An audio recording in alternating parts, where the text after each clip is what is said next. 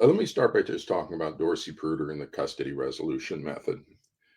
That is a brilliant piece of work that she accomplished. Dorsey-Pruder is a businesswoman and family coach. She's not a university researcher and she's not a psychologist. But the issue that she faced was that the mental health professionals were not identifying the pathology, were not making the diagnosis, and were not applying any established knowledge in their decisions and judgments about what was happening. So she needed a way to document for the court the symptoms that were involved in the family that would lead to the appropriate diagnosis of child psychological abuse and the need for protective separation. And so what she did is she developed a research project for families. It's called a content analysis, where you take all the data that's surrounding these families and you tag it or code it. So it's data coding is the specific process where you hire people to go in, read all the raw data, and code whenever certain categories show up in the data. And that's a standard research methodology, content analysis of large data sets using data coding. So she did that.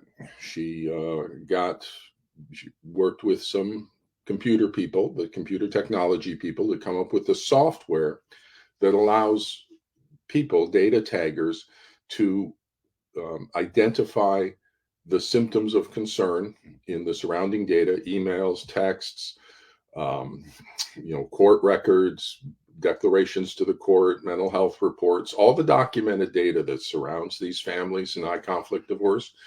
She hires people, goes through it, reads it, categorizes it, and puts it into this computer file so that you wind up with frequency counts for the various categories of interest. In this case, what I'll be talking about today is the 12 associated clinical signs. And so there's frequencies of how often they occur in the data surrounding the family. And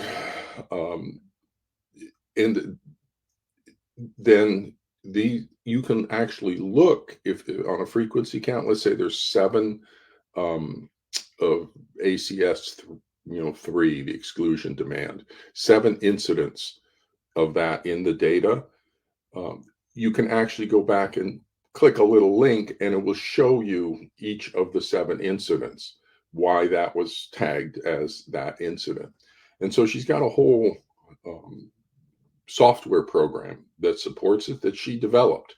And then she hires the data taggers, the people, to go out and review individual records and tag all the data for the family into the various categories. So she constructed a research project to identify the symptoms in the family because the mental health professionals were refusing to identify the symptoms. They were just refusing. They're saying, no, I'm not going to tell you if these symptoms are present. So she had to come up with an entire data analysis surrounding the data because the mental health people are refusing to diagnose and identify the pathology in the family courts. And that's just brilliant work. Now, as she's doing this, I was kind of aware of what she was doing. And she doesn't know that I don't think she knew that this was a actual research methodology, content analysis, data coding, and that she was doing an excellent job of working it up.